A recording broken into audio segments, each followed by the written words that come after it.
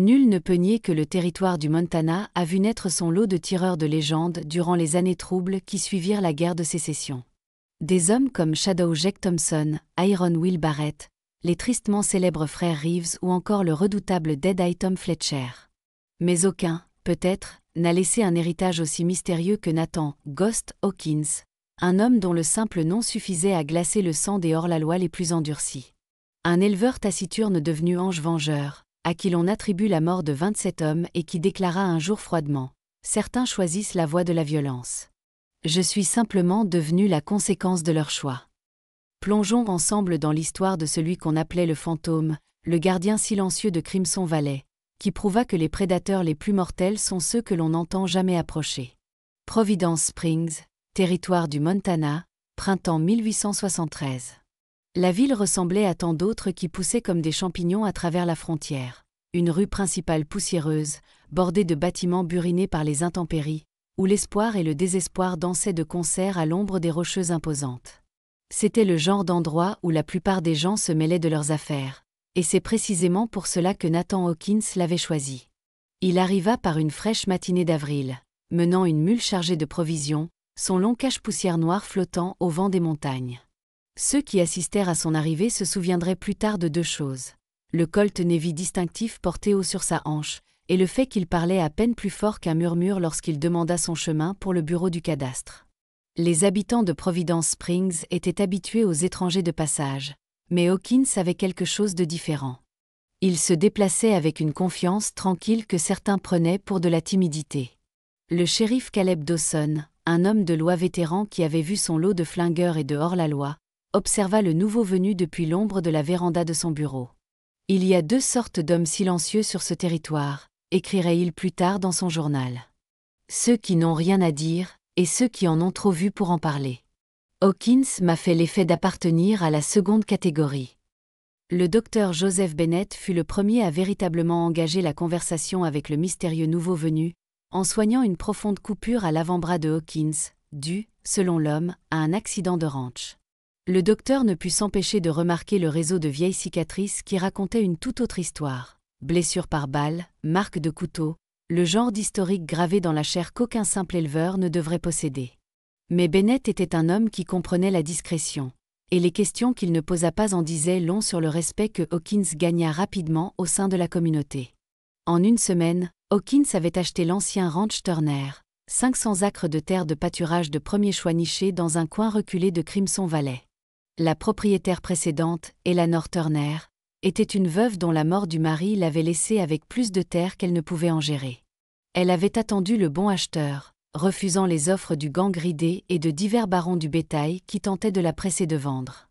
Il y avait quelque chose dans ses yeux, confierait plus tard Eleanor à Rebecca Mitchell, la tenancière de l'épicerie locale. Quelque chose qui m'a fait me sentir en sécurité en lui vendant. Comme s'il allait protéger la terre comme Thomas l'aurait voulu. Elle ne se trompait pas sur la nature protectrice de Hawkins, même si elle n'aurait pu imaginer jusqu'où cet instinct finirait par s'étendre. L'homme s'installa sur sa nouvelle propriété avec une précision méthodique. Il répara les clôtures, reconstruisit la grange et commença à élever un modeste troupeau de bétail. Il payait ses factures promptement, assistait à la messe le dimanche, bien qu'il ne chantât jamais avec la congrégation, et déclinait poliment les invitations aux réunions sociales. Lorsqu'on lui parlait, il répondait par des hochements de tête ou les réponses les plus brèves, ce qui lui valut le surnom local de « Hawkins le silencieux ». Rebecca Mitchell, dont le magasin servait de lieu de rassemblement non officiel de la ville, remarqua des détails curieux dans les habitudes d'achat de leurs nouveaux voisins. Il achetait toujours des munitions en grande quantité, expliquant cela par la nécessité de se protéger contre les loups. Ses yeux s'attardaient sur les avis de recherche, bien qu'il ne les commentât jamais, et il avait une étrange manie de se positionner dos au mur, gardant toujours la porte en vue. Mais d'autres bizarreries n'échappèrent à personne. Sa façon d'apparaître comme de nulle part lorsque des ennuis se profilaient en ville. Comment ses yeux balayaient constamment l'horizon lors de ses rares voyages d'approvisionnement à Providence Springs. Le fait que personne ne l'ait jamais vu sans ce colt à sa hanche, porté avec une familiarité qui témoignait d'années d'utilisation. L'adjoint Frank, Rusty, Wilson, jeune et désireux de faire ses preuves, se vanta un jour au saloon d'avoir vu Hawkins s'entraîner avec son revolver aux premières heures du matin. « Jamais rien vu de tel », murmura-t-il, le visage blême au souvenir. Six boot eiles, zoi antejats, six cups. Le tout dans le temps qu'il faut pour reprendre son souffle. Mais ce n'est pas la vitesse qui m'a effrayé. C'est à quel point ça avait l'air naturel. Comme respirer. La source des prouesses de tir de Hawkins aurait pu rester un mystère sans l'arrivée de Samuel, sage, MC alisté cet automne-là. L'ancien homme de loi avait traqué des hors-la-loi à travers 5 territoires avant de raccrocher son étoile. Il partageait un verre avec le shérif Dawson lorsqu'Hawkins passa devant la fenêtre du saloon. La main de MC alisté se figea à mi-chemin de son verre, son visage buriné devint cendré. « Seigneur Tout-Puissant, souffla-t-il. Je le croyais mort. » Avant que le shérif Dawson ne puisse demander des éclaircissements, le destin intervint sous la forme de sabots tonitruants. Le gang ridé, fort de 20 hommes, venait d'entrer dans Providence Springs. Leur réputation les précédait, une traînée de banques dévalisées, de ranchs incendiés et d'hommes de loi assassinés s'étendant du Kansas au Dakota. Et avec eux venait la tempête qui allait briser à jamais le silence entourant Nathan, Ghost, Hawkins. L'air s'épaissit de tension tandis que les hommes de Cole ridés mettaient pied à terre, leurs éperons cliquetant contre les trottoirs en bois de Providence Springs. La ville avait réussi à rester relativement paisible jusqu'à présent, mais tout le monde savait que cela allait changer. Ce qu'ils ignoraient, c'est que l'éleveur silencieux qui observait depuis l'ombre du magasin de Mitchell attendait ce moment depuis toujours. Le shérif Caleb Dawson avait vu assez de problèmes en 15 ans de port de l'insigne pour savoir quand une tempête se préparait. Tandis que le gang ridé se répandait dans Providence Springs comme un poison, il attira Samuel MC alisté, encore secoué, dans son bureau, refermant la porte sur l'agitation extérieure. Le vieux bois craqua sous l'effet de l'âge, un son presque perdu sous le chaos grandissant dans la rue. « Bon, sage, » dit Dawson en versant 2 doigts de whisky dans un gobelet en étain. « Tu veux me dire ce qui t'a donné l'air d'avoir vu un fantôme là-dehors ?» Il approcha une chaise, le plancher gémissant sous son poids. Des années d'expérience lui avaient appris que les hommes comme MC alisté ne s'effrayaient pas facilement, et tout ce qui pouvait ébranler un chasseur d'hommes vétéran valait la peine d'être entendu. MC alisté vida le gobelet d'une traite, ses mains tremblant encore. « C'est exactement ce que j'ai vu, Caleb. Le fantôme de Painted Rock. » Il se pencha en avant, baissant la voix. « Cet homme que vous appelez Hawkins, son vrai nom est Nathan Hunter.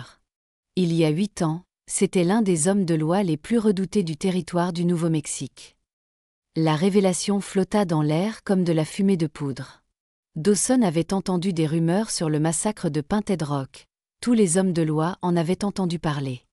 Un poste isolé attaqué par des bandits, 15 hommes tués, y compris toute la famille d'un marshal. Le seul survivant était un jeune adjoint qui avait traqué chaque tueur pendant 2 ans, gagnant le surnom de « fantôme » pour sa capacité à apparaître et disparaître comme un spectre. Les histoires disent qu'il est mort en 68, continua MC alisté. Abattu à El Paso. Mais en le regardant à l'instant, le vieil homme de loi secoua la tête. Un homme apprend à reconnaître des yeux comme ça, Caleb. Des yeux qui ont vu trop de morts, qui en ont causé trop. C'est lui, aussi sûr que je suis assis ici. Dawson remplit leur gobelet, gagnant du temps pour digérer cette information. Dis-moi tout ce que tu sais sur lui, sage. Si on a le fantôme de Painted Rock dans notre ville, j'ai besoin de savoir à quoi on a affaire. Le visage buriné de MC alisté s'assombrit de souvenirs. J'ai croisé sa route une fois, en 67. Je traquais un meurtrier nommé Jacques Corbin à travers le pays Apache. J'ai trouvé le camp de Corbin un matin, ce qu'il en restait. Hunter était arrivé le premier. 3 hommes, tous abattus si vite qu'ils n'avaient même pas eu le temps de dégainer. Pas de tir manqué, pas de signe de lutte. Juste un travail froid et précis. Dehors, le gang ridé faisait sentir sa présence. Wade ridé, le plus jeune frère, avait déjà déclenché une bagarre au saloon, ses cris d'ivrogne se mêlant au son du verre brisé et aux notes effrayées du piano. Mason ridé visitait méthodiquement chaque commerce de la rue principale, faisant ce qu'il appelait des « suggestions amicales » concernant des paiements de protection. Sa voix calme et son léger sourire rendaient les menaces encore plus menaçantes. Cole ridé lui-même restait monté sur son étalon noir, observant la ville avec les yeux calculateurs d'un serpent jaugeant sa proie. Sa réputation de cruauté était bien méritée, Il avait un jour incendié toute une colonie juste pour attraper un homme qui l'avait contrarié. Les éperons d'argent à ses bottes captaient le soleil de l'après-midi alors qu'il se déplaçait sur sa selle, étudiant chaque détail de Providence Springs comme un général planifiant un siège. Au magasin de Mitchell, Rebecca se retrouva face à deux hommes de ridés. Ils parcouraient son inventaire, se servant de tout ce qui leur plaisait. L'un était grand et mince, avec une cicatrice de couteau le long du cou. L'autre était plus petit mais très musclé, avec un chapeau de cavalerie confédéré enfoncé sur les yeux.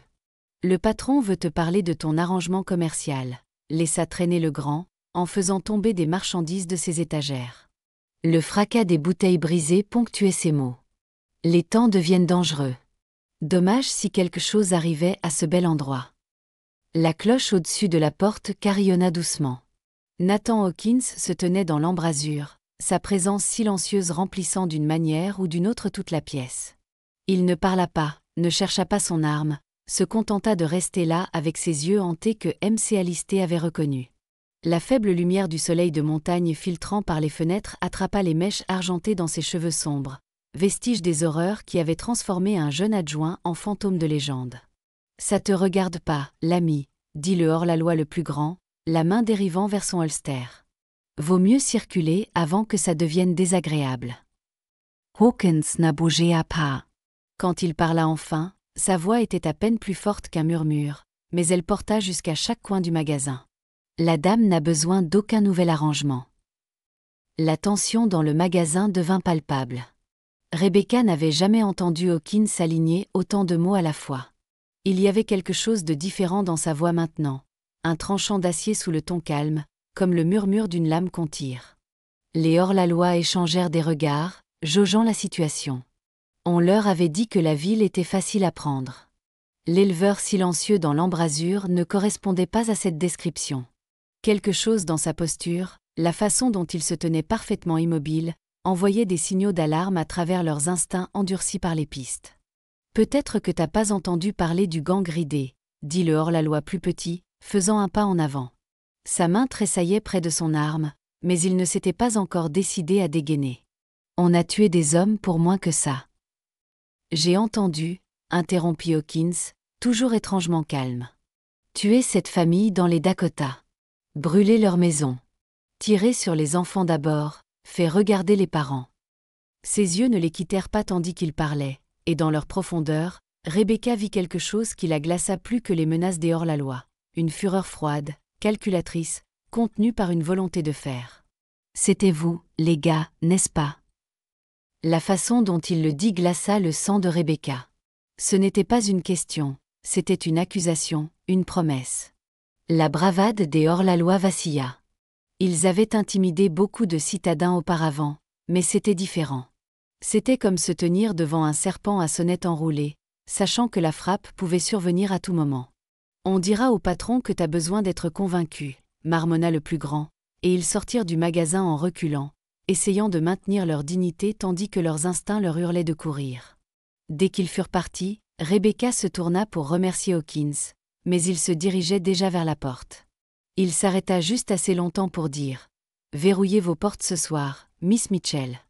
Gardez le fusil de chasse à portée de main. » Puis il disparut, ne laissant que le doux carillon de la cloche dans son sillage. De retour au bureau du shérif, M.C. Alisté reconstituait encore l'histoire pour Dawson. Après que sa famille a été tuée, Hunter est devenu autre chose. Pas seulement un homme de loi cherchant la justice. Il était la vengeance incarnée. On dit qu'il pouvait traquer un homme sur de la roche nue et apparaître comme un esprit dans la nuit. Jamais de torture, jamais fait traîner les choses. Juste une justice froide et méthodique.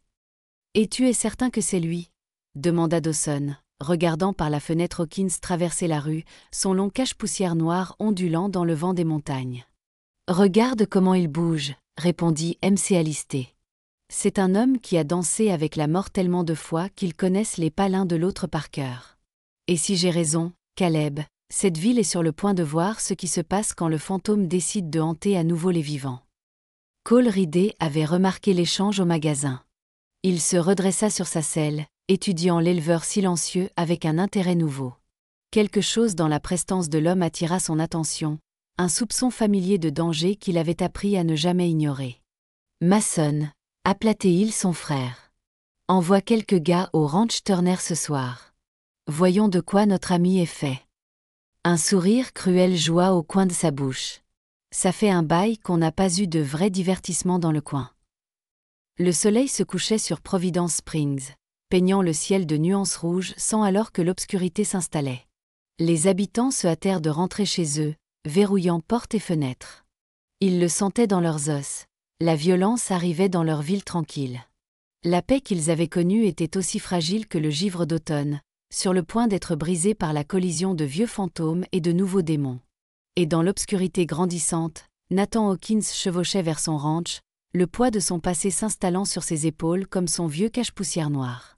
Le silence qu'il avait construit autour de lui était sur le point d'être rompu, et le fantôme dont Samuel M.C. Alisté se souvenait s'éveillait à nouveau, prêt à rappeler au monde pourquoi certaines légendes feraient mieux de rester tranquilles. L'obscurité montagnarde tomba, épaisse et lourde, sur Crimson Valley, rompue seulement par des parcelles éparses de lumière stellaire et un croissant de lune bas sur l'horizon.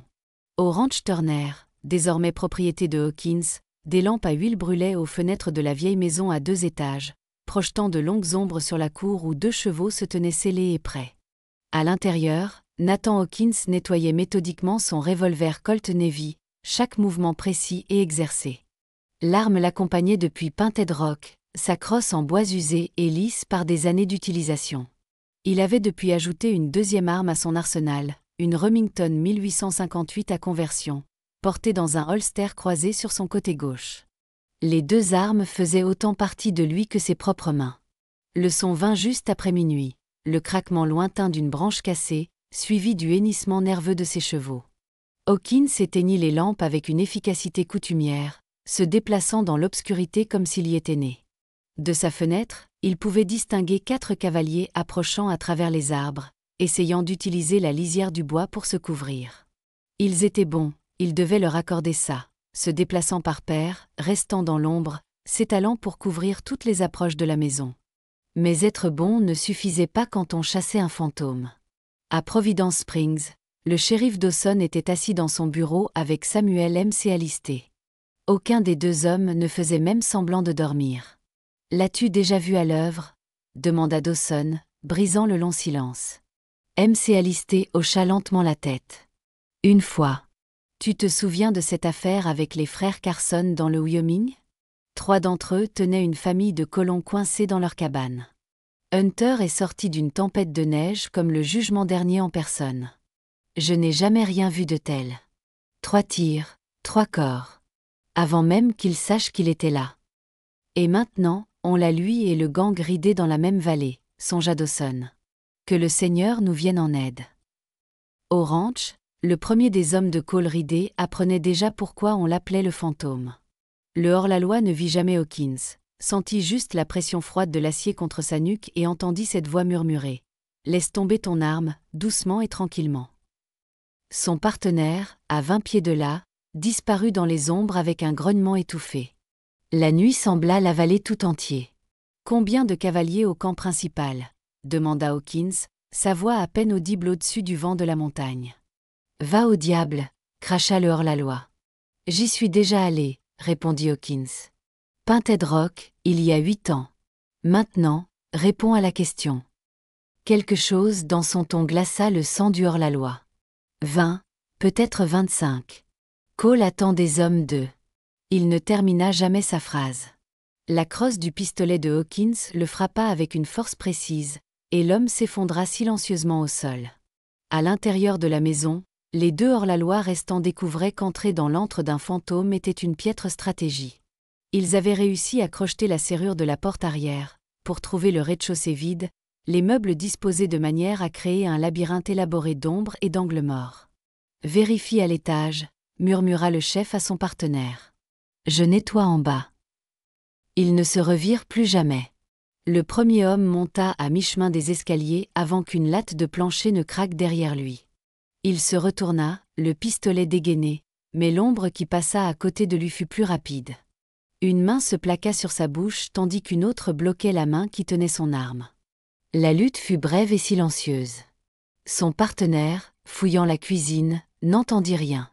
La lune projetait des ombres étranges à travers les fenêtres, faisant paraître chaque coin vivant de mouvement. Il était un vétéran d'une douzaine de raids, mais quelque chose dans cet endroit lui mettait les nerfs à vif. Le silence semblait anormal, lourd de menaces. Un murmure vint de partout et de nulle part. Les enfants des Dakota, ceux que vous avez brûlés, ont-ils supplié. Le hors-la-loi se retourna, tirant aveuglément dans les ombres. Le flash de son canon détruisit sa vision nocturne. Sa dernière erreur. Quand on le trouva le lendemain, son pistolet fumait encore, des douilles vides éparpillées sur le sol. L'aube était encore loin lorsque Cole Ridley entendit des chevaux approcher de leur camp. Il reconnut l'allure distinctive de Buck, mais quelque chose n'allait pas. Le grand Rouan se déplaçait trop lentement, et il y avait une paire de sabots supplémentaires. Wade Ridley, à moitié ivre près du feu, fut le premier à les repérer. Sa cloche, marmonna-t-il en cherchant son arme. 2 chevaux émergèrent de l'obscurité. Buck, la monture de leur meilleur éclaireur, menait un autre cheval. Attachés en travers des 2 selles se trouvaient les 4 hommes qu'ils avaient envoyés au ranch Turner, tous inconscients mais vivants. Une note était épinglée sur la chemise du cavalier de tête. La prochaine fois, envoyez de meilleurs hommes. Ou venez vous-même. Cole Ridley froissa la note dans son poing, son visage tordu de rage. Mason, appelait-il son frère. Envoie des hommes en ville. Je veux tout savoir sur ce propriétaire de ranch. D'où il vient, ce qu'il fuit, tout. Déjà fait, répondit Mason, émergeant des ombres. J'ai envoyé Jim et Carl se renseigner. Ils devraient être de retour d'ici demain matin. Mais le matin apporterait ses propres révélations. Aux premières lueurs qui rampaient sur les montagnes, Samuel McAllister quittait déjà la ville, se dirigeant vers l'est. Il avait vu ce qui allait arriver et il savait où il devait aller. Il y avait d'autres fantômes là-bas, d'autres légendes de l'époque de Painted Rock, et Providence Springs aurait besoin de chacun d'eux avant que tout cela ne soit terminé.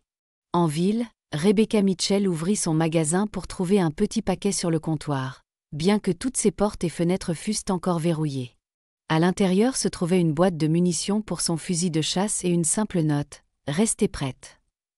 Et dans son ranch, Nathan Hawkins regardait le lever du soleil depuis sa véranda, comptant les heures jusqu'à ce que la vraie violence commence. Les 4 hommes qu'il avait renvoyés n'étaient qu'un message, un rappel que certains prédateurs feraient mieux de rester tranquilles. Mais il connaissait le genre de Cole Ridley. Le message ne suffirait pas. Le fantôme de Painted Rock était sur le point de chevaucher à nouveau. Et cette fois, il n'y aurait nulle part où les méchants pourraient se cacher. Le matin apporta plus que la lumière du soleil à Providence Springs, il apporta des murmures. La nouvelle des événements de la nuit au ranch Turner se répandit dans la ville comme une traînée de poudre, devenant plus élaborée à chaque récit. À midi, la moitié de la ville prétendait que Hawkins avait repoussé à lui seul une douzaine d'hommes, tandis que l'autre moitié jurait que c'était plus près de 20. Le cabinet du docteur Joseph Bennett était devenu un lieu de rassemblement improvisé alors qu'il soignait les 4 pillards renvoyés. Aucun n'avait de blessures mortelles, mais chacun portait la brutalité précise de leur rencontre. Épaules disloquées, côtes fêlées, ecchymoses soigneusement placées, le genre de dégâts qui témoignait d'une violence calculée plutôt que d'une rage aveugle. On ne l'a jamais vu arriver, marmonna l'un d'eux à travers ses lèvres enflées. Juste ce murmure dans le noir, puis plus rien.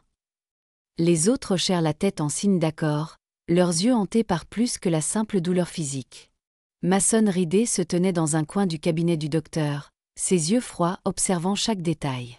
Contrairement à ses frères, Mason avait appris à lire les hommes comme des livres, et ses blessures racontaient une histoire qui ne lui plaisait pas. Chaque coup avait été précisément placé, conçu pour neutraliser sans tuer. Ce n'était pas l'œuvre d'un éleveur chanceux, c'était de la violence professionnelle. Racontez-moi encore, insista-t-il, exactement ce qui s'est passé quand vous êtes entré dans la maison. Le plus âgé des 4, un vétéran balafré nommé Tucker, secoua la tête. C'était comme essayer de combattre une ombre, Monsieur Ryder. L'endroit était piégé. Meubles déplacés pour créer des angles morts, tapis retirés pour faire craquer le plancher. Il savait exactement où nous irions, comment nous bougerions. Il a transformé toute la maison en piège. Au saloon, Wade Ridley noyait sa frustration dans le whisky. Sa colère grandissant à chaque verre. On aurait dû brûler toute cette fichue baraque, grogna-t-il pour personne en particulier. C'est ce que Cole aurait fait autrefois. Une voix calme derrière lui le figea. Ton frère est plus malin que ça. Wade se tourna pour trouver Nathan Hawkins debout au bar, se versant calmement un verre. Le saloon devint silencieux, les doigts du pianiste planant immobiles au-dessus des touches. T'as du culot de te montrer en ville, siffla Wade, sa main se rapprochant de son arme. Hawkins sirota son whisky, apparemment imperturbable. Juste ici pour des provisions. À moins que tu ne préfères continuer la discussion d'hier soir. La tension dans la pièce était insoutenable. Tout le monde avait entendu parler du raid nocturne maintenant, et ils observaient l'échange avec un mélange de peur et de fascination. La réputation de Wade ridée avec une arme était bien connue, mais il y avait quelque chose dans le calme de Hawkins qui rendait nerveux même les hommes endurcis. « Es-tu sûr de vouloir faire ça ?» demanda doucement Hawkins. « Ton frère Cole est le penseur. Toi, tu as toujours été plus impulsif. » Le visage de Wade se tordit de rage.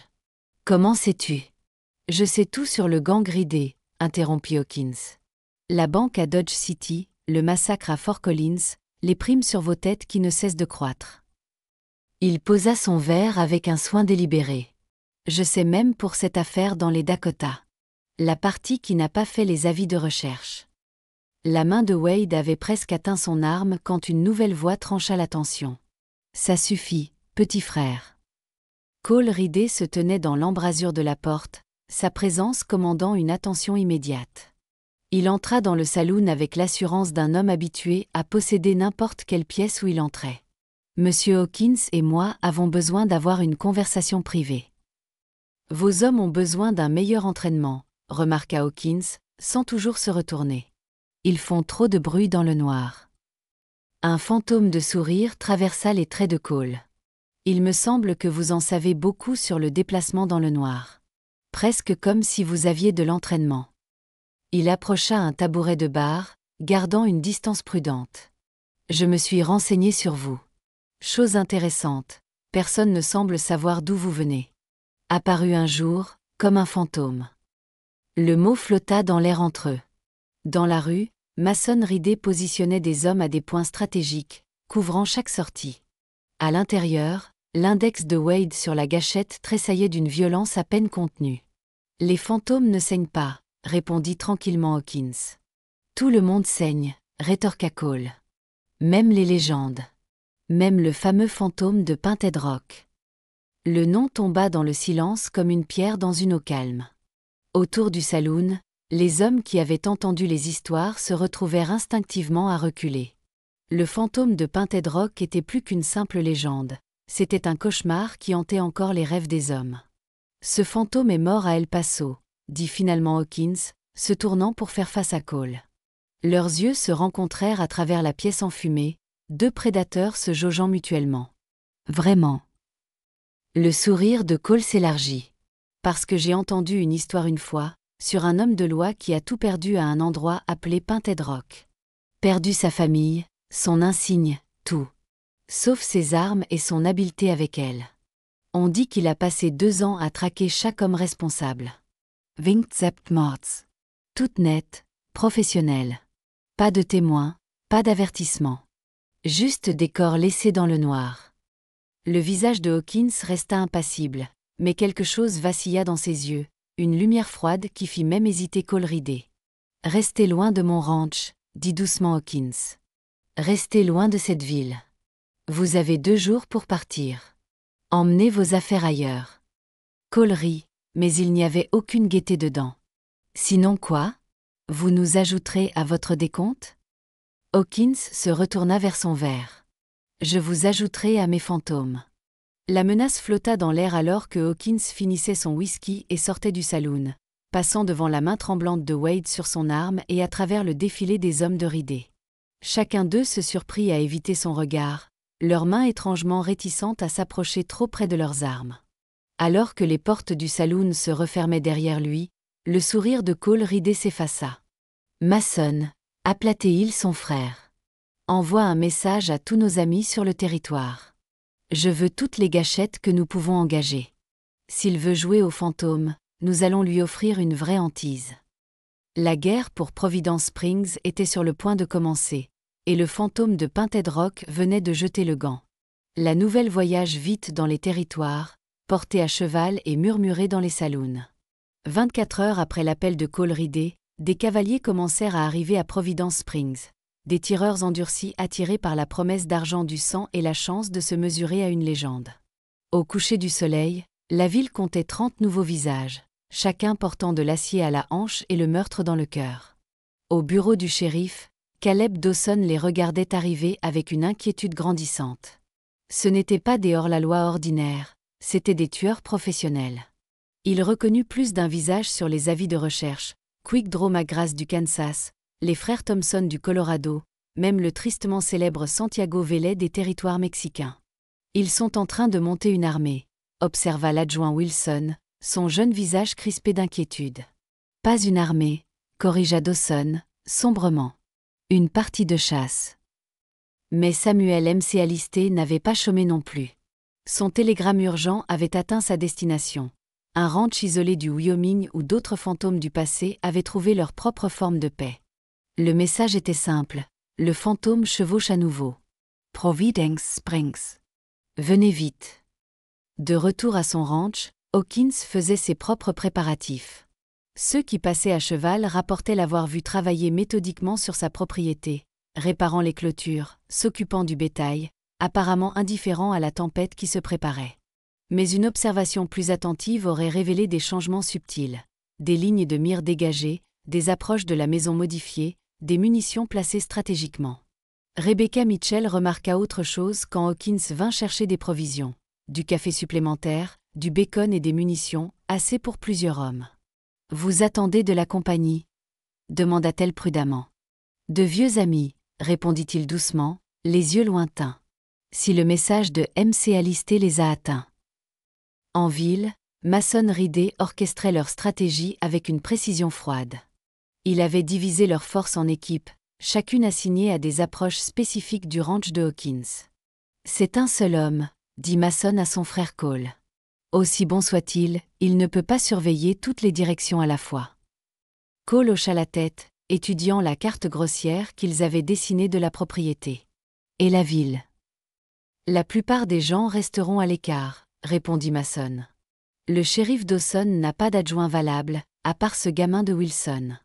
Même s'il voulait intervenir, il ne le pourrait pas. » Wade Ridley, soignant à la fois une gueule de bois et sa fierté blessée, cracha sur le sol. « On aurait dû le tuer au saloon hier. Et manquer tout le plaisir. » Cole sourit, mais cela n'atteignit pas ses yeux. « Non, petit frère. Quand nous abattrons le fantôme de Painted Rock, je veux que ce soit fait correctement.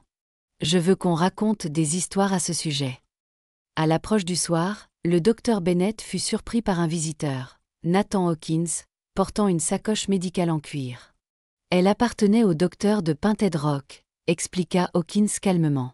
« Je la porte depuis.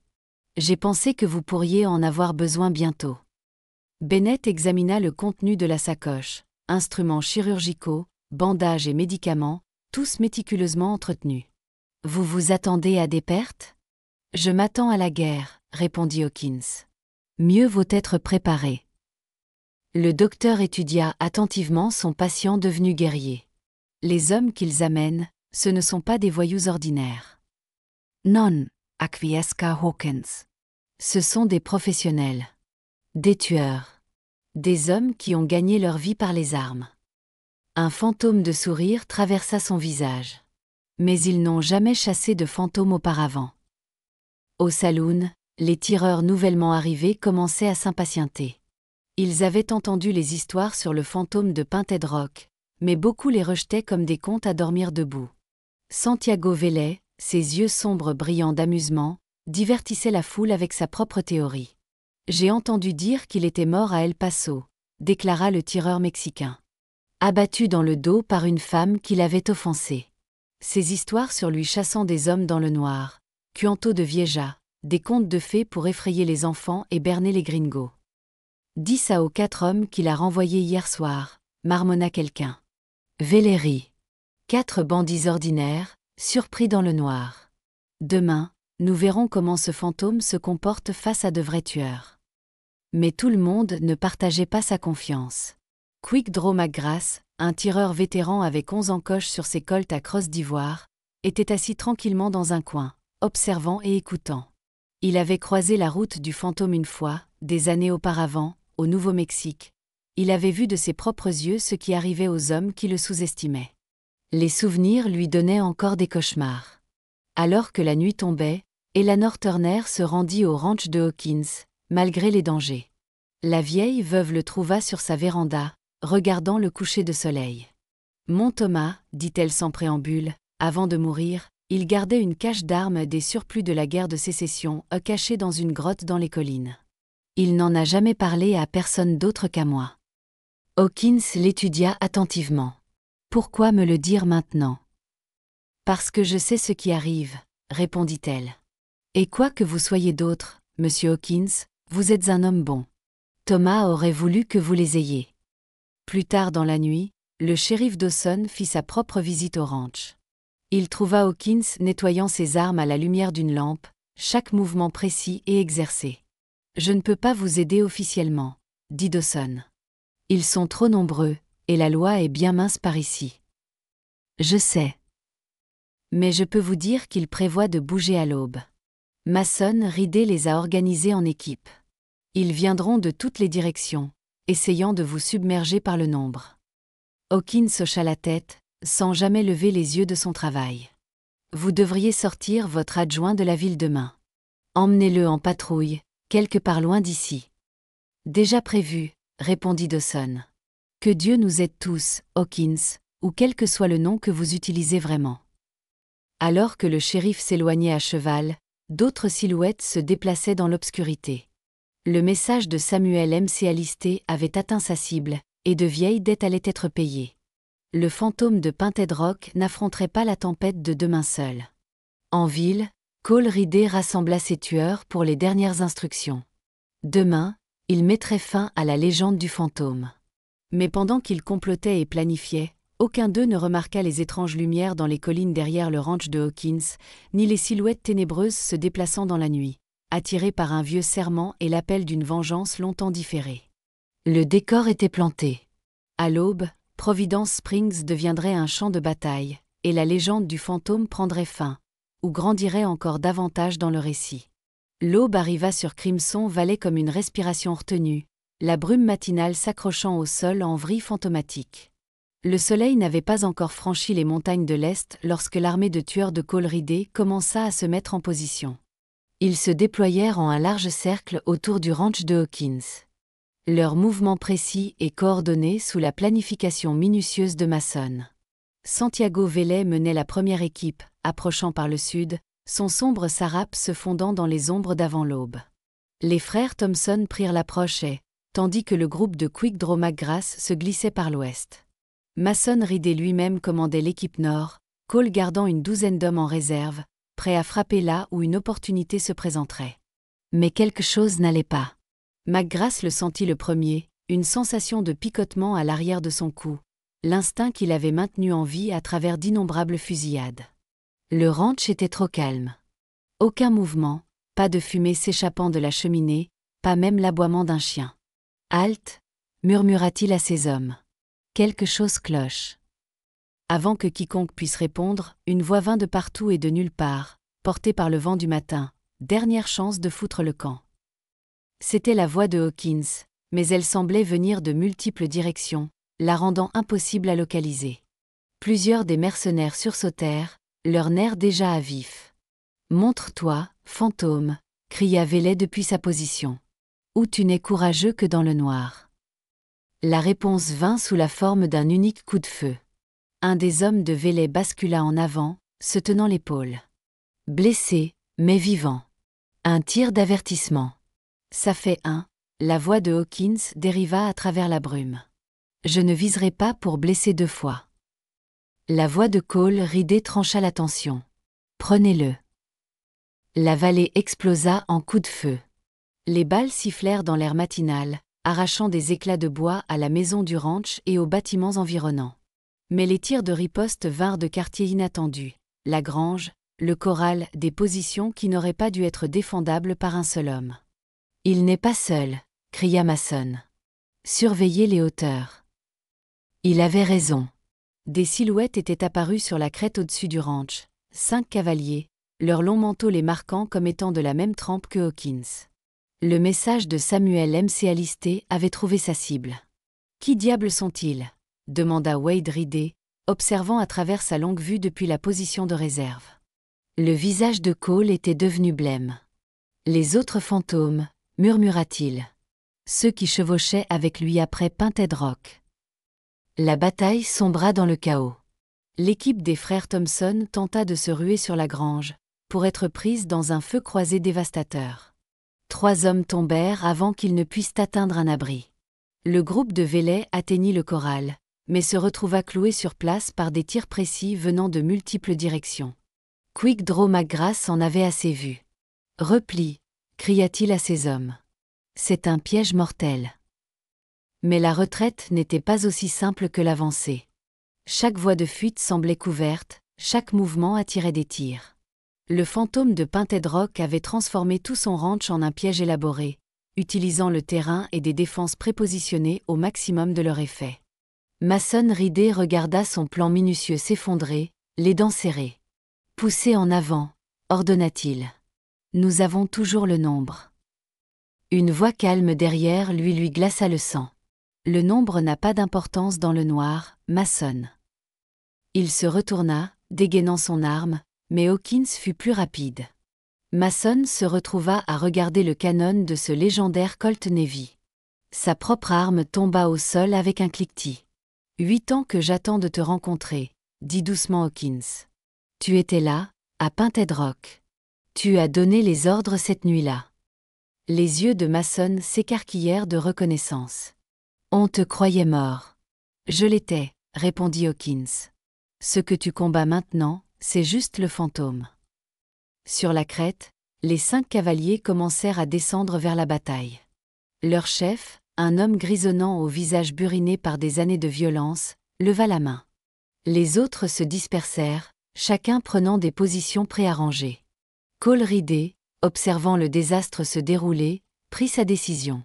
« Wade, fais monter nos réserves. Entourez la maison. » Mais Wade Ridey n'eut jamais la chance de relayer cet ordre. Une balle souleva la poussière à ses pieds, suivie d'un murmure familier dans le vent. « Le gamin reste en dehors de ça. » La brume matinale commençait à se dissiper, révélant la véritable étendue du champ de bataille. Des corps gisaient éparpillés dans la cour du ranch, certains morts, d'autres blessés. Le docteur Bennett, observant depuis la fenêtre de son cabinet en ville, pouvait déjà dire que la journée serait longue. Santiago Vélay, sa bravade précédente oubliée, tenta de rallier ses hommes restants. « Es solo un hombre. » Un seul homme ne peut pas. Les mots moururent dans sa gorge alors que Hawkins sortait des ombres derrière sa position. Le légendaire tireur se déplaçait comme de la fumée, son long cache-poussière noir le faisant paraître faire partie de l'obscurité elle-même.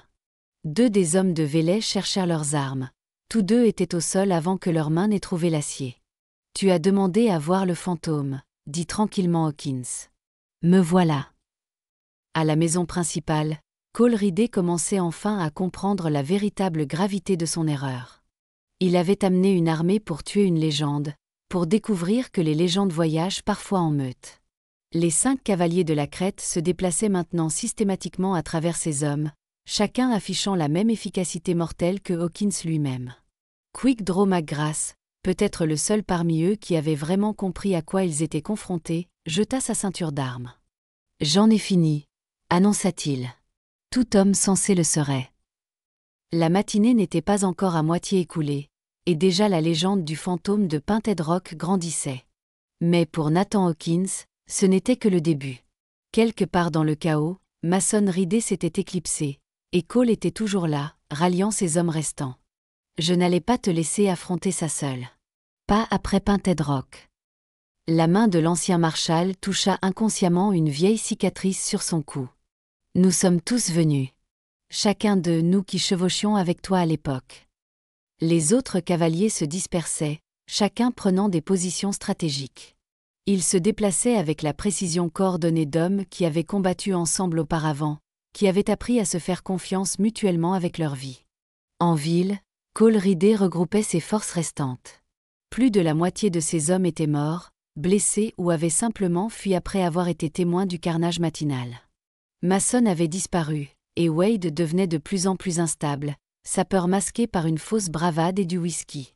Envoyez un message à chaque camp et repère à portée de cheval, ordonna Cole à l'un de ses hommes. Promettez-leur ce qu'ils veulent. J'ai besoin de plus de flingues ici d'ici la tombée de la nuit. Ils ne viendront pas, dit une voix calme. Tout le monde se tourna pour voir Quick Draw McGrath entrer dans le saloon, sa ceinture d'armes visiblement absente. La nouvelle de ce qui s'est passé ce matin se répand déjà. Personne ne chevauchera contre les cavaliers du jugement, pour aucun prix. Le visage de Cole se tordit de rage. Ce ne sont que des hommes. Non, répondit McGrath, se versant un verre avec des mains tremblantes. Il y a autre chose. Quelque chose qui aurait dû rester enterré dans le passé. Au bureau du shérif, Caleb Dawson obtenait toute l'histoire de MC Alisté. Après Painted Rock, expliqua le vieil homme, Hunter n'a pas seulement chassé les tueurs. Il a trouvé d'autres hommes comme lui. Des hommes de loi qui avaient tout perdu, qui avaient vu la justice échouer. Le marshal Quint a perdu sa famille à cause de hors-la-loi dans le Colorado. Toute la tribu d'Apache Kid a été massacrée. Thompson a vu des pillards assassiner tout le monde dans sa ville. Et ils ont tous chevauché ensemble, demanda Dawson. Pendant 2 ans. Ce n'étaient pas des justiciers. Ils travaillaient dans le cadre de la loi quand ils le pouvaient. Mais quand la loi échouait, la voix de MC Alisté s'éteignit. On les appelait les cavaliers du jugement. 6 hommes qui avaient vu trop d'obscurité, qui avaient décidé de la combattre sur son propre terrain. De retour au ranch, l'un des cavaliers, un guerrier apache élancé portant un mélange de vêtements indigènes et occidentaux, approcha Hawkins. Cavalier en approche, rapporta Teil. De l'Est. Mais pas des ennemis. Quelques minutes plus tard, un groupe de cavaliers émergea de la lisière des arbres, mené par un visage familier. Le shérif Jim Hawthorne de Bitter Creek, suivi d'une douzaine d'adjoints et d'hommes de loi des comtés voisins. J'ai entendu dire qu'il y avait des ennuis, lança Hawthorne. J'ai pensé que vous pourriez avoir besoin d'un soutien officiel. Le marshal Quint sourit sombrement. La loi a enfin décidé de prendre position. La loi a décidé qu'il était temps de faire le ménage, répondit Hawthorne. Le gang Ridley a été un fléau sur ce territoire pendant trop longtemps. Je me suis dit que si les cavaliers du jugement étaient de retour ensemble, autant officialiser la chose. Mais pendant que les renforts arrivaient au ranch, Mason Ridley faisait ses propres découvertes en ville. Au bureau du télégraphe, il trouva des messages qui lui glacèrent le sang, des communications entre MC Alisté et des hommes de loi de 3 territoires, tous convergeant vers Providence Springs. Cole. Il fit irruption dans le saloon. C'est un piège. Ça l'a toujours été. Hawkins ne s'est pas installé ici par hasard. Il l'a choisi. Il nous a choisis. Il planifie ça depuis des mois. Le visage de Cole Ridley devint blême alors que les implications s'imposaient à lui. Pendant tout ce temps, ils avaient pensé être les chasseurs, mais le fantôme de Painted Rock les chassait depuis le début, se servant de lui-même comme appât pour les attirer.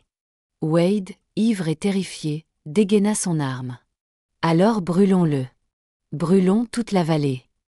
Il est trop tard pour ça, dit Mason calmement. Regarde par la fenêtre du saloon.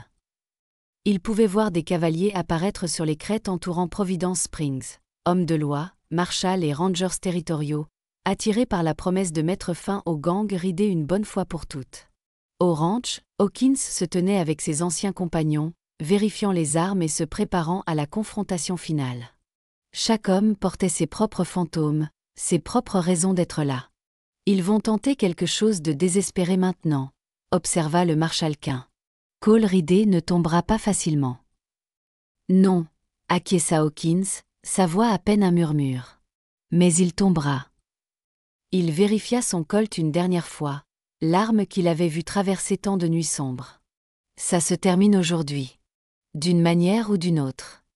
Le soleil avait dépassé son zénith maintenant, les ombres de l'après-midi commençant à s'allonger. À Providence Springs, les civils étaient évacués, laissant les rues étrangement vides. Tout le monde le sentait, le calme avant la tempête, le moment où les légendes meurent ou naissent. Le fantôme de Painted Rock était sur le point d'écrire son dernier chapitre, et il avait amené une armée de fantômes pour l'aider à le faire. Alors que les ombres de l'après-midi s'allongeaient sur Providence Springs, la ville était devenue un baril de poudre attendant une étincelle. Les hommes restants de Cole Ridley, à peine 20 de la force initiale, s'étaient barricadés dans plusieurs bâtiments le long de la rue principale. Les hommes de loi arrivés avec le shérif Hawthorne prirent position à la périphérie, tandis que les cavaliers du jugement se déplaçaient comme des ombres dans les rues vides. Dans le saloon, Cole Ridley atteignait ce calme dangereux qui accompagne le désespoir. Mason, aplatit-il son frère. Prends 10 hommes, passe par les ruelles, rejoins l'écurie. On aura besoin de chevaux frais. Mais Mason Ridley, toujours stratège, perçut le plan de son frère. Tu ne penses pas à essayer de t'échapper? Ils ont bloqué toutes les routes. Mieux que de mourir dans cette tombe, siffla Wade, les yeux hagards de peur et de whisky. Dehors, le tonnerre gronda au loin. Un orage arrivait des montagnes, des nuages sombres s'accumulant comme des spectateurs de la violence à venir. Nathan Hawkins se tenait dans l'ombre du magasin de Rebecca Mitchell, observant le saloon avec une patience de prédateur. Le marshal Quinn apparut à ses côtés, se déplaçant aussi silencieusement que son ancien élève. Thompson est en position au clocher de l'église, rapporta Quinn. Apache quitte couvre les ruelles. Personne ne s'échappera cette fois.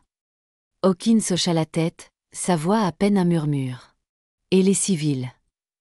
Le docteur Bennett en a la plupart au sous-sol de son cabinet. Rebecca et Eleanor ont insisté pour rester aidés avec les blessés. Un sourire ironique traversa le visage de Hawkins. Femme courageuse. Ville courageuse. En effet, acquiesça Quinn. Elle mérite mieux que d'être le terrain de chasse personnel du gang Ridley. À l'intérieur du saloon, Cole devenait de plus en plus agité alors que ses options diminuaient. À travers les fenêtres, il pouvait voir les nuages d'orage s'amonceler, promettant l'obscurité bien avant le coucher du soleil. On attend la pluie, décida-t-il. On utilise la couverture pour foncer vers les chevaux. On se sépare, on part dans des directions différentes. Ils ne peuvent pas tous nous attraper. Ils n'auront pas à le faire, répondit Mason sombrement. Ils suivront juste celui qui laissera une traînée de sang. C'est comme ça qu'il a opéré après Painted Rock. En a blessé un, l'a suivi jusqu'aux autres. La main de Wade se resserra sur sa bouteille. Comment en sais-tu autant? Le visage de Mason s'assombrit. Parce que j'étais là cette nuit-là. J'ai aidé à planifier le raid. Je les ai regardés brûler la maison du marshal avec sa famille à l'intérieur. Tous, sauf son jeune adjoint. Sa voix s'éteignit alors que les implications de ces mots s'imposaient. Les yeux de Cole s'écarquillèrent. L'adjoint. Hawkins était l'adjoint? Les premières grosses gouttes de pluie commencèrent à tomber alors que Mason hochait la tête. On pensait qu'il était mort dans l'incendie. Le temps qu'on réalise qu'il avait survécu, il avait déjà commencé à nous chasser. 2 ans, il a passé à traquer tous ceux qui étaient là cette nuit-là. Tous. Sauf nous, termina Cole. Parce qu'on s'était déjà fait un nom. Trop d'hommes, trop bien protégés. Jusqu'à maintenant. Le tonnerre craqua au-dessus de leur tête alors que l'orage éclatait pour de bon. La pluie tambourinait sur le toit du saloon et des éclairs zébraient le ciel qui s'assombrissait. Dans cette brève illumination, Cole entrevit un mouvement à l'extérieur, des silhouettes prenant de nouvelles positions dans la pénombre. Maintenant, cria-t-il. Tout le monde bouge. Le gang Ridley jaillit de ses cachettes comme des lapins effarouchés, courant vers l'écurie à travers le rideau de pluie. Les coups de feu éclatèrent immédiatement, les éclairs des canons brillant dans le crépuscule artificiel. Des hommes tombèrent, leur sang se mêlant à l'eau de pluie dans la rue boueuse. Mason mena son groupe à travers les ruelles, pour trouver Apache Kid qui les attendait. La Winchester du guerrier indigène parla 3 fois, abattant 3 hommes sur le coup. Les autres se dispersèrent, essayant de trouver un abri sous la pluie et dans l'obscurité. Wade Ridley, ivre et terrifié, se détacha du groupe principal, courant aveuglément à travers la tempête. Il atteignit l'église avant qu'une voix calme ne l'arrête. « C'est assez loin, gamin. » Il se tourna pour trouver Hawkins debout là, la pluie dégoulinant du bord de son chapeau. Wade dégaina son arme avec une vitesse désespérée, mais il n'eut jamais aucune chance. Le colt du fantôme sembla se matérialiser dans sa main, et Wade ridé tomba face contre terre dans la boue. Cole et Mason, avec leurs hommes restants, réussirent à atteindre l'écurie. Ils commencèrent à sceller les chevaux avec une hâte frénétique, sachant que chaque seconde rapprochait la mort. « On peut encore s'en sortir », insista Cole, sa voix s'élevant pour se faire entendre par-dessus la tempête. « Séparez-vous. Chacun pour soi. Direction. Personne ne part. » La voix venait des ombres. Hawkins apparut, suivi du marshal Quint et des autres cavaliers du jugement. Un éclair les illumina, tels des anges vengeurs. « 8 ans, dit Hawkins calmement. 8 ans que j'attends ce moment. À vous regarder blesser des gens, brûler des maisons, détruire des vies. Exactement comme vous l'avez fait à Painted Rock. » Mason leva lentement les mains. « On peut en parler. Conclure un marché. » « On a dépassé les marchés, » gronda le marshal Quint. « Dépasser la pitié. Dépasser tout, sauf le jugement. » Cole ridé, sachant que c'était fini, chercha son arme avec toute la vitesse qui avait fait sa renommée. Pendant un instant, l'écurie fut remplie de tonnerre, venant à la fois du ciel et de multiples revolvers. Quand les échos s'éteignirent, Cole ridé gisait mort dans la paille, son expression finale empreinte d'incrédulité. Mason ne fit aucun mouvement vers son arme. Il resta simplement là, la pluie dégoulinant de ses vêtements, alors que Hawkins s'approchait. « Fais-le vite, » dit-il calmement. « J'étais là cette nuit-là. Je le mérite. » Hawkins l'étudia un long moment. « Oui, » répondit-il finalement. « Tu le mérites. » Le colt rugit une dernière fois, et le dernier du gang ridé tomba. Dehors, l'orage commençait à passer. Le shérif Hawthorne et ses hommes se déplaçaient déjà dans les rues, rassemblant les survivants et sécurisant les prisonniers. Les civils émergeaient de leurs abris, clignant des yeux sous la lumière du soleil retrouvé, comme des gens se réveillant d'un cauchemar.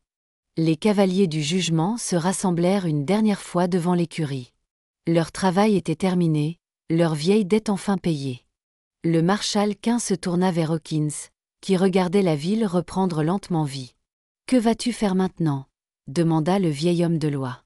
Hawkins regarda son ranch au loin, puis la ville qu'il avait aidé à libérer. « Je pense que je pourrais rester, » dit-il doucement. « Quelqu'un doit maintenir la paix. » Le fantôme devenu gardien, sourit Quint. « C'est approprié. » La légende du fantôme de Painted Rock avait bouclé la boucle, et Providence Springs avait trouvé son protecteur. Mais alors que les cavaliers du jugement montaient à cheval pour partir, tout le monde savait que quelque part dans les territoires, d'autres fantômes attendaient, d'autres torts devaient être réparés. Certaines légendes, après tout, ne meurent jamais vraiment. Une semaine après ce qui allait être connu comme la fusillade de Providence Springs, la ville comptait encore ses morts. 27 hommes étaient tombés, y compris les frères Ryder, avec 2 fois plus de blessés soignés à l'hôpital de fortune du Dr Bennett. Le bilan final racontait une histoire de violence dont on murmurerait dans les saloons de tout le territoire pendant des années. Le shérif Caleb Dawson se tenait dans son bureau, fixant la pile de rapports sur son bureau. Le gouverneur territorial voudrait des détails, et les primes sur le gang ridé à elle seule occuperaient les greffiers pendant des mois. Samuel M.C. Alisté était assis en face de lui, aidant à trier les séquelles de la justice. Chose intéressante à propos des blessures, songea Dawson, examinant les notes du Dr Bennett. La plupart des survivants ont été touchés aux épaules ou aux jambes. Même au plus fort de la mêlée, Hawkins et ses hommes choisissaient leurs tirs. MC Alista hocha la tête. C'est comme ça qu'ils opéraient après Painted Rock aussi. Des morts nettes pour les pires, des blessures pour ceux qui pourraient apprendre d'une seconde chance. Il compulsa quelques papiers. Tu te souviens de ce gamin qui chevauchait avec le gang Ryder? Celui qui s'est rendu tôt?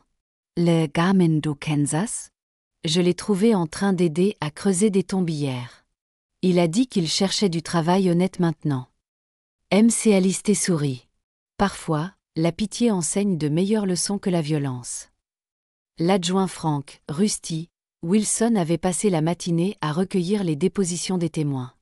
Chaque récit ajoutait de nouvelles couches à la légende. Certains jurent avoir vu Hawkins à 2 endroits à la fois pendant le combat, rapporta Teil. D'autres disent que les balles ne pouvaient pas le toucher, qu'elle le traversait comme s'il était vraiment un fantôme. « Laisse-les parler, répondit Dawson. Parfois, une légende protège mieux qu'un livre de loi. En ville, la vie reprenait lentement son cours, bien que des changements fussent évidents partout. Rebecca Mitchell avait rouvert son magasin, bien que les clients remarquassent qu'elle gardait le fusil de chasse plus près maintenant. Eleanor Turner avait pris l'habitude d'apporter de la nourriture aux blessés, même à ceux qui avaient chevauché avec Ryder.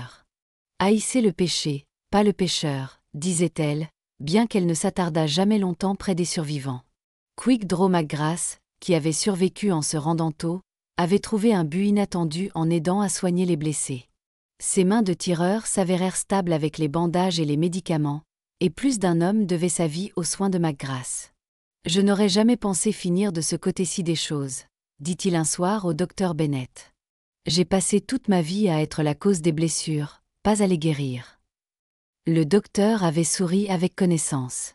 La rédemption prend des formes étranges par ici. Dans son ranch, Nathan Hawkins avait repris sa routine tranquille, bien que les choses eussent subtilement changé. Les murmures des habitants avaient un ton différent maintenant, respect au lieu de suspicion, gratitude au lieu de peur. Ils avaient vu ce qui se cachait sous le silence, et ils le comprenaient mieux.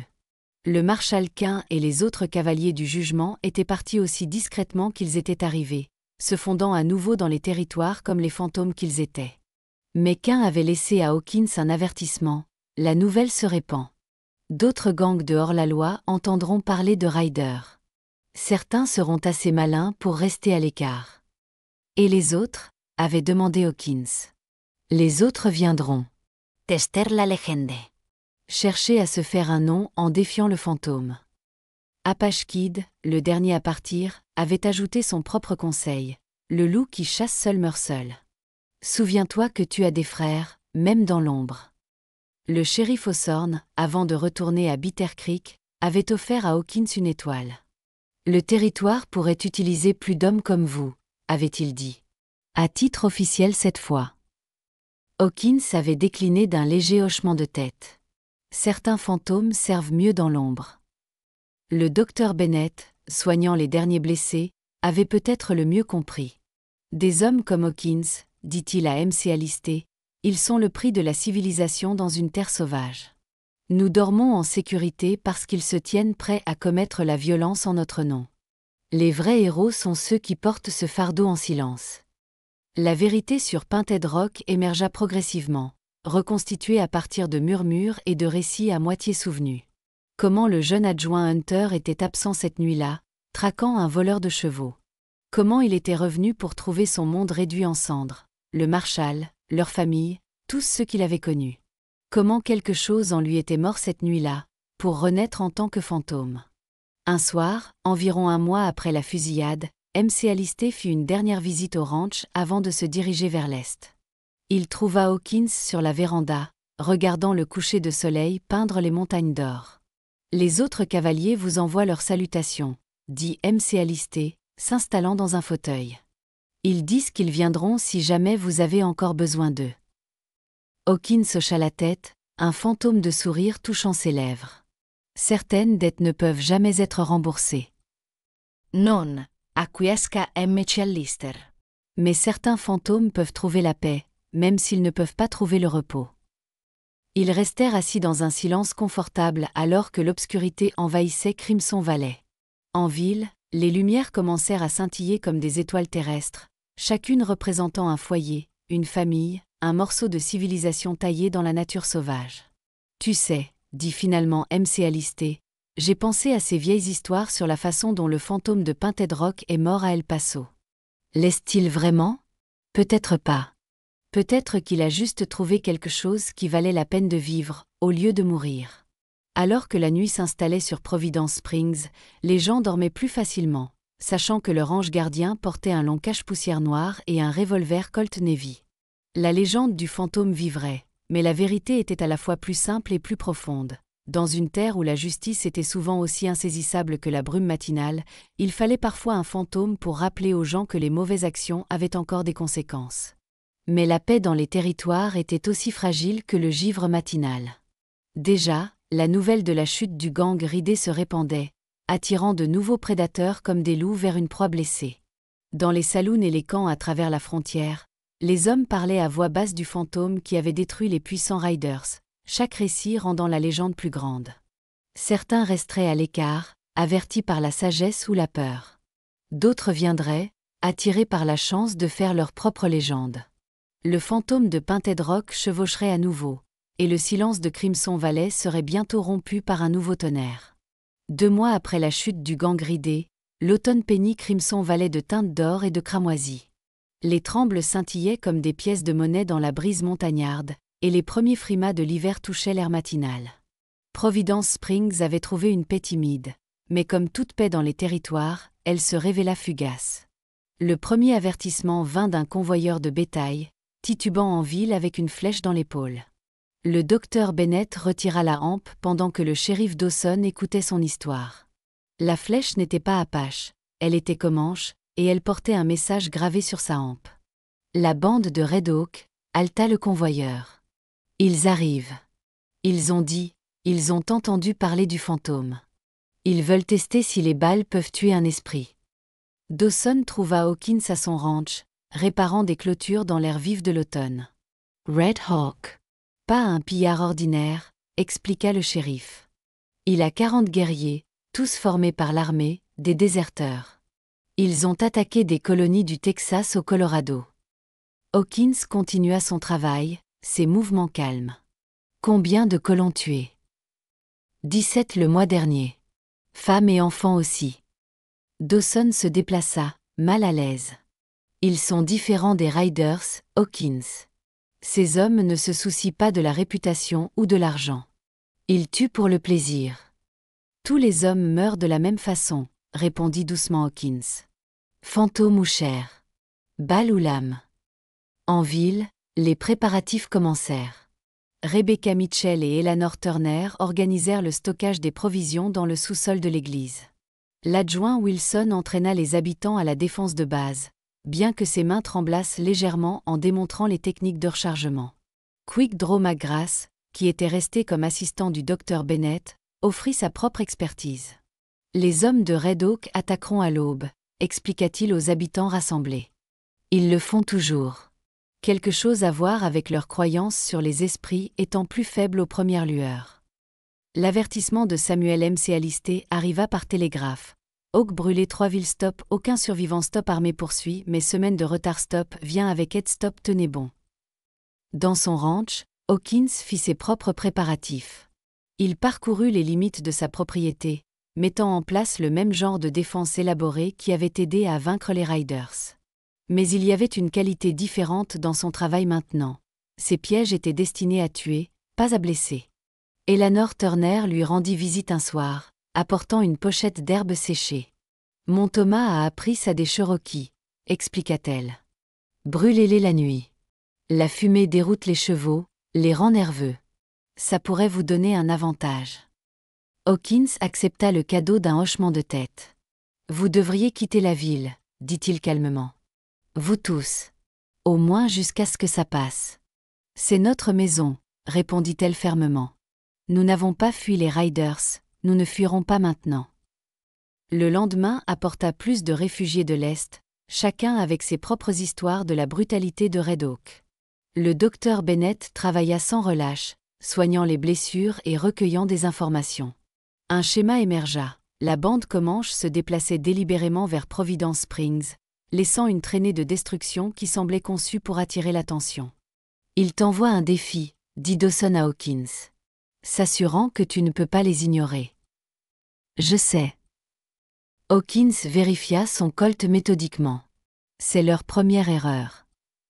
Rebecca Mitchell le trouva dans son magasin cet après-midi-là, faisant des provisions de munitions.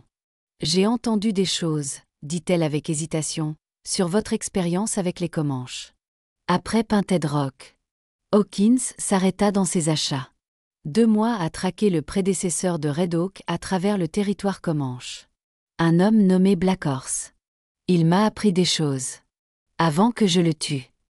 Quel genre de choses? Comment se battre comme un fantôme? Il croisa son regard. Comment faire craindre l'obscurité aux hommes? Alors que le coucher de soleil approchait, la tension à Providence Springs atteignit son paroxysme. Les éclaireurs rapportèrent que la bande de Red Oak était à moins d'une journée de route. La ville avait changé depuis la défaite du gang Ridé.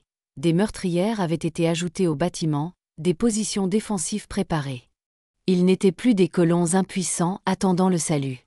Hawkins entra en ville au crépuscule, son long cache-poussière noir captant les derniers rayons du soleil. Il trouva le shérif Dawson organisant des volontaires à la prison. « J'ai envoyé des télégrammes », rapporta Dawson. « L'armée est encore trop loin. Le marshal Quinn et les autres n'arriveront pas à temps. »« Bien. » Dawson cligna des yeux. « Bien. »« Red Oak veut tester le fantôme, » répondit Hawkins, vérifiant son second colt. « Donnons-lui ce pourquoi il est venu. » Cette nuit-là, un brouillard surnaturel descendit des montagnes, épais et blanc comme des linceuls.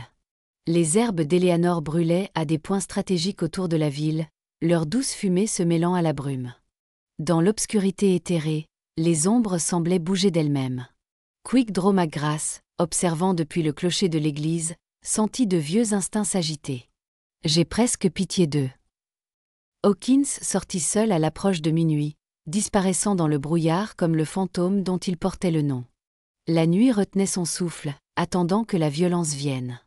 En ville, les gens se blottissaient dans leurs maisons, priant les dieux auxquels ils croyaient.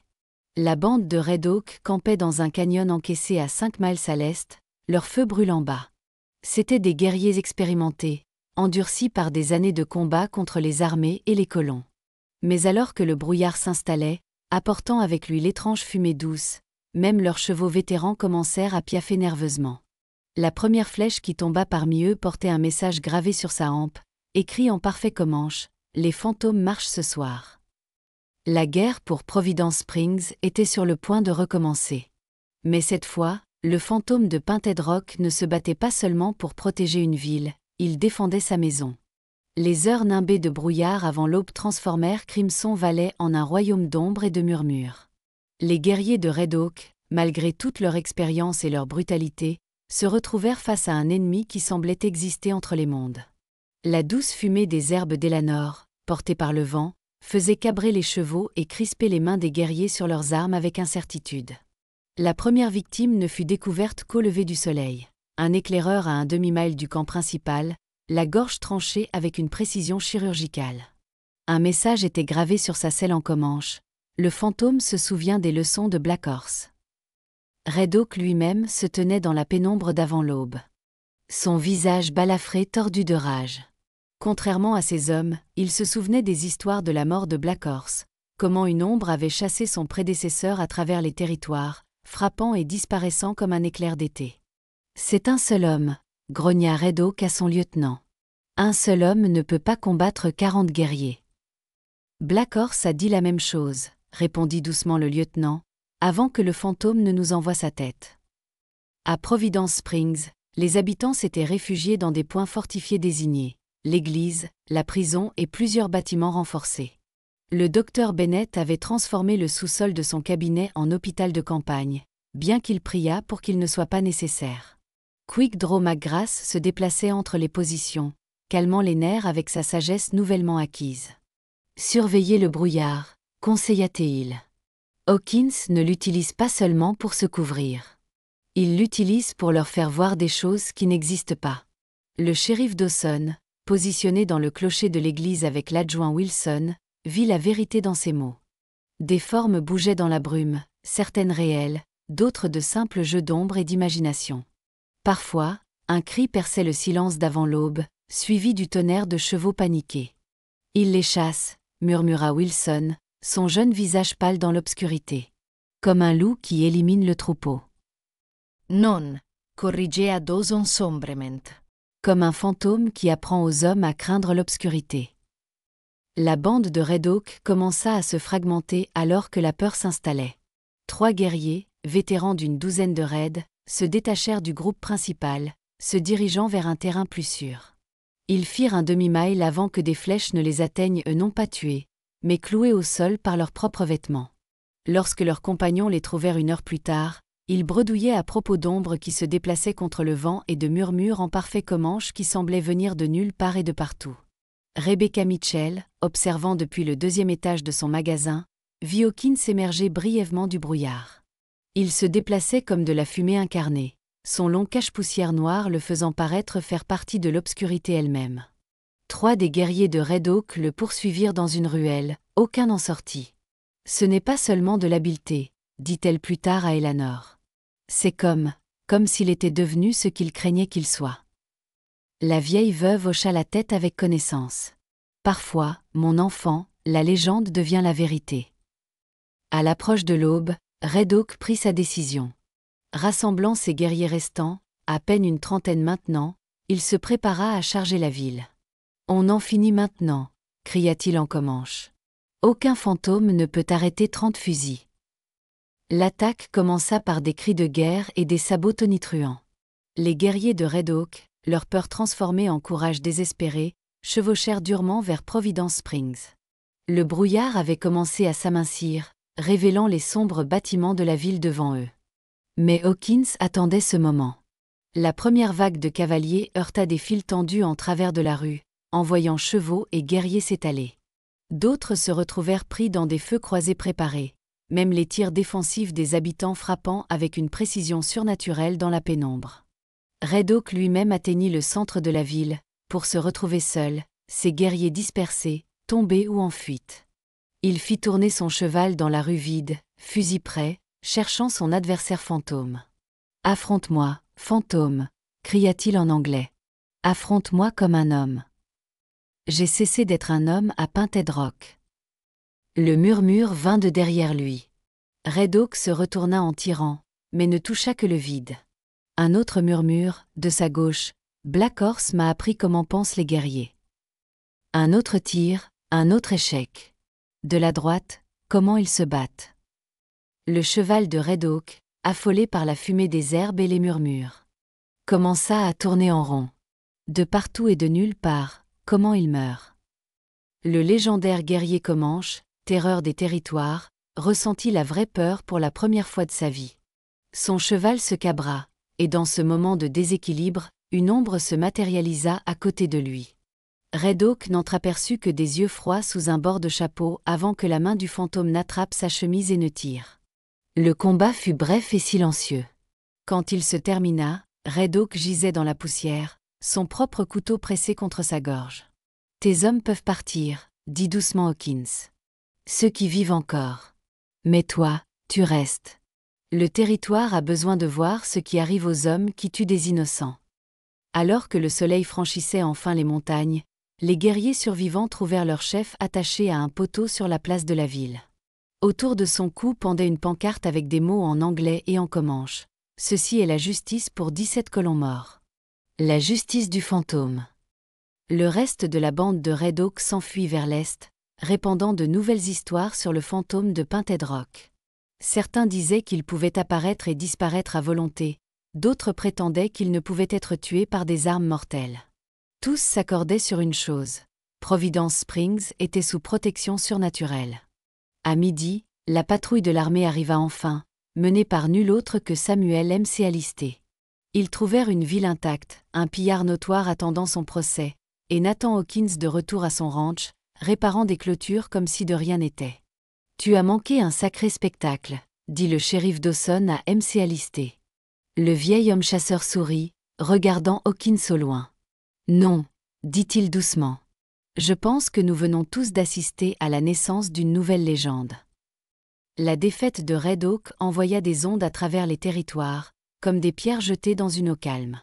Dans les saloons, du Texas au territoire du Dakota, les hommes parlaient à voix basse du fantôme qui avait vaincu 40 guerriers en utilisant l'ombre et la peur. Chaque récit devenait plus élaboré, jusqu'à ce que la légende semble plus grande que nature. Mais d'autres oreilles écoutaient ces contes, et d'autres esprits complotaient. Dans une salle de jeu enfumée de Denver, 3 hommes étaient assis à une table d'angle, discutant des événements récents. Leur chef, un homme au très acéré nommé Victor Drake, avait bâti sa réputation sur des attaques de trains soigneusement planifiées. Contrairement aux bandits ordinaires, il abordait le crime comme une campagne militaire. Providence Springs, songea Drake, étudiant une carte territoriale. Un seul homme en a fait une forteresse. D'abord les Riders, maintenant la bande de Red Hawk. On se demande ce qu'ils protègent.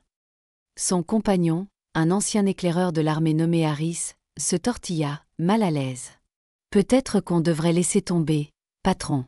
Même McGrath a préféré abandonner plutôt que de l'affronter. McGrath était un tireur, répondit Drake avec dédain. Nous sommes autre chose. Des hommes professionnels, avec des méthodes professionnelles.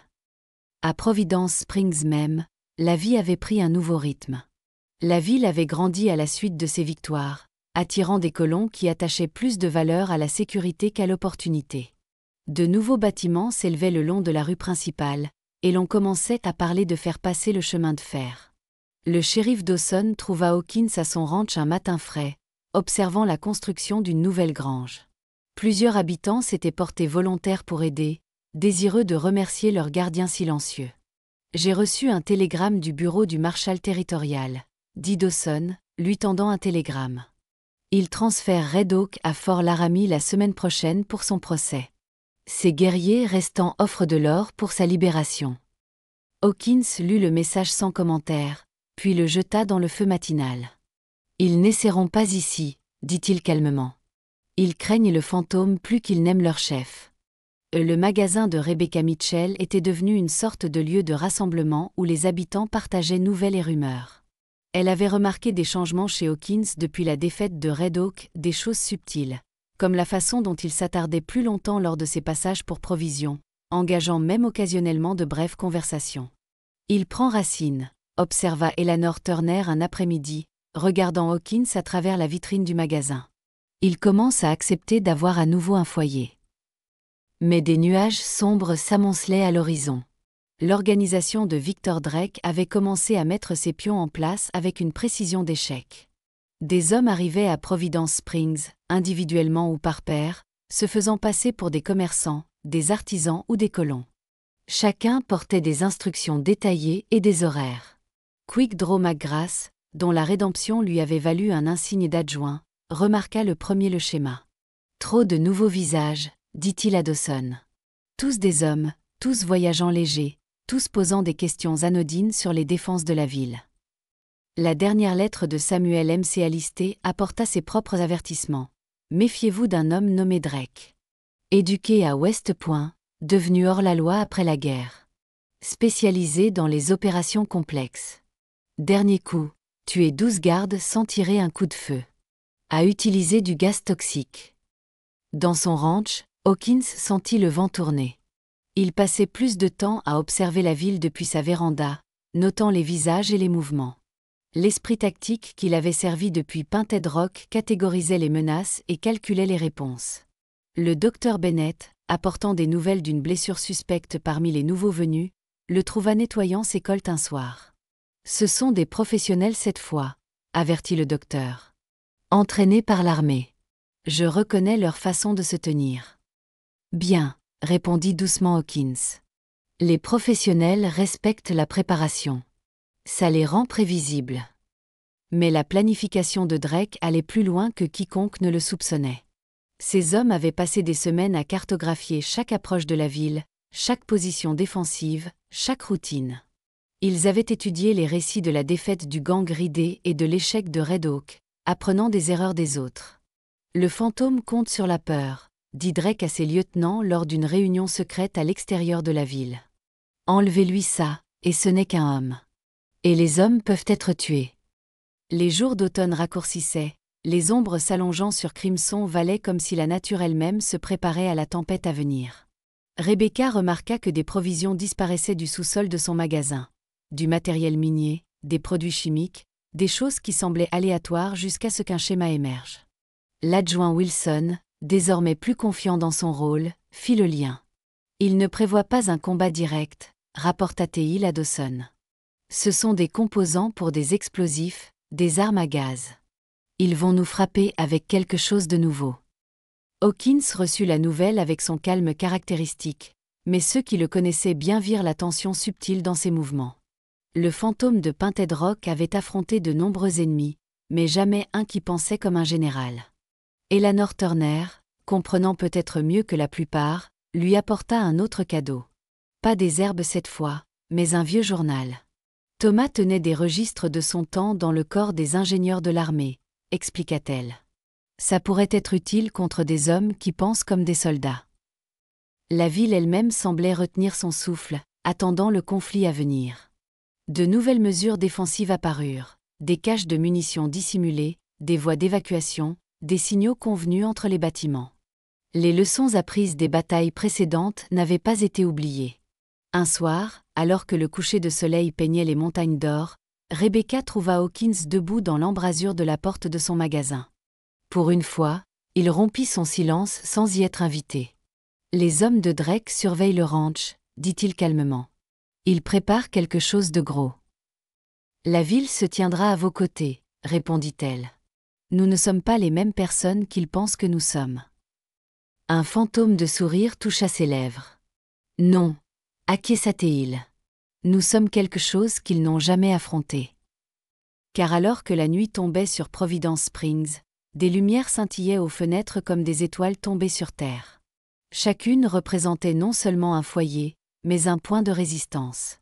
Le fantôme de Painted Rock avait défendu cette ville avec l'ombre et la peur, mais la bataille à venir exigerait quelque chose de plus. La légende était sur le point d'évoluer à nouveau, et Victor Drake allait apprendre pourquoi certaines ombres feraient mieux de rester tranquilles. L'hiver 1873 arriva tôt à Crimson Valley, apportant des vents glaciaux et de longues nuits. Victor Drake choisit la nuit la plus sombre de novembre pour tendre son piège. Lorsqu'une nouvelle lune laissa Providence Springs enveloppée d'une obscurité absolue, son plan, mûri pendant des mois, commença dans un silence absolu. 4 équipes d'hommes, se déplaçant avec une précision militaire, prirent position autour de la ville. Ils transportaient non seulement des armes à feu, mais aussi des armes sophistiquées, des grenades à gaz fabriquées à Chicago, des charges explosives conçues pour forcer les coffres-forts, même des machines à fumer primitives destinées à contrer les fameuses tactiques de brouillard de Hawkins. « Rappelez-vous, » avait instruit Drake, « le fantôme n'est qu'un homme.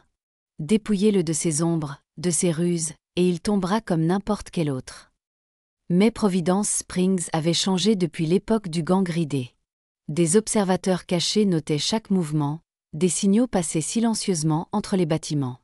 Dans son bureau, le shérif Dawson recevait des mises à jour régulières du réseau de hors-la-loi repenti de Quick Draw McGrath, chacun servant désormais d'yeux et d'oreilles à la ville. Dans son ranch, Hawkins était assis dans l'obscurité, le journal d'ingénierie d'Eleanor Turner ouvert devant lui. Il avait passé des semaines à en étudier le contenu, comprenant les principes sur lesquels les hommes de Drake s'appuieraient. Le fantôme de Painted Rock évoluait, s'adaptant pour affronter un nouveau type d'ennemi. L'attaque commença à minuit par une série d'explosions coordonnées, non pas dirigées contre des bâtiments, mais contre des points stratégiques autour de la ville. Les déflagrations visaient à créer le chaos, à perturber l'obscurité que Hawkins utilisait comme arme. Les hommes de Drake pénétrèrent derrière des nuages de fumée chimique, portant des masques pour se protéger. Ils s'attendaient à la confusion, à la panique, les conditions parfaites pour leur assaut soigneusement planifié. Au lieu de cela, ils trouvèrent une ville préparée à la guerre. La première équipe, approchant par l'est, déclencha des vannes cachées que Rebecca Mitchell avait aidé à concevoir. L'eau du réservoir de la ville transforma la rue en un bourbier glacial, leur grenade à gaz inutile dans l'inondation. La deuxième équipe vit ses machines à fumer se retourner soudainement contre elle. Les vents, canalisés par des bâtiments nouvellement construits, créèrent un reflux qui aveugla leur progression. Les volontaires de l'adjoint Wilson, positionnés sur les toits, les éliminèrent avec une précision troublante. « Quelque chose ne va pas », réalisa Drake, observant depuis son poste de commandement. Ils savaient que nous venions. Ils se sont préparés à tout. Mais son plus grand choc vint du ranch. Alors que sa force principale approchait de la propriété de Hawkins, ils ne trouvèrent pas l'obscurité, mais une lumière brillante. Des miroirs, positionnés selon les principes d'ingénierie d'Eleanor, réfléchissaient le clair de lune sur le terrain. Chaque ombre était exactement là où Hawkins la voulait. Le fantôme avait retourné leur propre tactique contre eux. En ville, le docteur Bennett et son équipe étaient prêts pour les victimes. Mais quelque chose d'inattendu se produisait. Les blessés amenés n'étaient pas des habitants, c'étaient les hommes de Drake, chacun neutralisé avec une précision chirurgicale. Il ne se contente pas de les combattre, observa McGrath, aidant avec les blessés. Il les démantèle. Comme un maître démontant le travail d'un amateur. La bataille changea alors que les plans soigneusement établis de Drake s'effondraient. Ces hommes, entraînés à la coordination et à la précision, se retrouvèrent isolés et déjoués. Chaque éventualité à laquelle ils s'étaient préparés fut transformée en piège. Samuel McAllister, arrivant avec une escouade de marshals territoriaux, trouva la plupart du travail déjà fait. « Jamais rien vu de tel », dit-il à Dawson. Ils sont venus avec une armée, et il a transformé toute la ville en son arme. La fin ne vint pas avec une grande fusillade, mais avec une efficacité tranquille. Drake, tentant de rallier ses forces restantes, se retrouva soudain seul dans la rue. Le murmure du fantôme vint de partout et de nulle part. « Tu as étudié les mauvaises leçons. » Drake se retourna, tirant sur des ombres. « Montre-toi. » « Tu as appris comment j'ai combattu les Riders. » La voix de Hawkins se déplaçait comme le vent. « Comment j'ai vaincu Red Hawk. » Un autre tir, un autre échec. « Affronte-moi. » Mais tu n'as jamais demandé pourquoi j'avais choisi cette ville. La confrontation finale fut presque anticlimatique. Drake, ses plans sophistiqués en ruine, se retrouva face à Hawkins dans la lumière d'avant l'aube. L'expression du fantôme était presque apitoyée. « Tu pensais que j'étais la seule chose qui protégeait Providence Springs, » dit doucement Hawkins. « Tu n'as jamais réalisé ce que la ville était devenue. » Le matin révéla toute l'étendue de la victoire. Toute l'organisation de Drake, plus de 50 hommes, avait été capturée ou chassés. Leurs armes et leurs plans furent confisqués, leur réseau soigneusement construit exposé. Mais plus important encore, Providence Springs s'était affirmée. La ville s'était battue non seulement derrière Hawkins, mais à ses côtés. La légende du fantôme était devenue quelque chose de plus grand, un symbole de ce que des gens déterminés pouvaient accomplir ensemble. Dans la foulée, des changements survinrent à Crimson Valley. Le chemin de fer, impressionné par l'organisation de la ville, approuva finalement un nouvel embranchement. Les colons arrivèrent en plus grand nombre, attirés par les récits de sécurité et de communauté. Hawkins resta dans son ranch, toujours silencieux, toujours vigilant. Mais il n'était plus seul dans sa veille. La ville avait appris à garder sa propre paix, à se dresser contre l'obscurité à sa manière. Rebecca le trouva sur sa véranda un soir, regardant le coucher de soleil peindre les montagnes enneigées. « Y en aura-t-il d'autres » demanda-t-elle. « D'autres hommes comme Drake, venant tester la légende. »« Toujours, » répondit-il doucement. « Mais ils trouveront plus qu'un fantôme qui les attend maintenant. » La légende du fantôme de Painted Rock avait bouclé la boucle.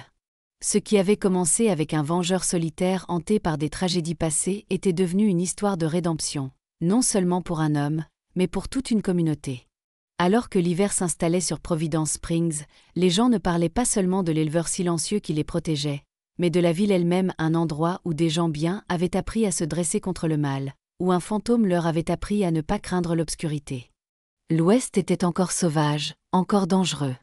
Mais dans un coin des territoires, l'obscurité avait appris à craindre ce qu'elle entendait dévorer.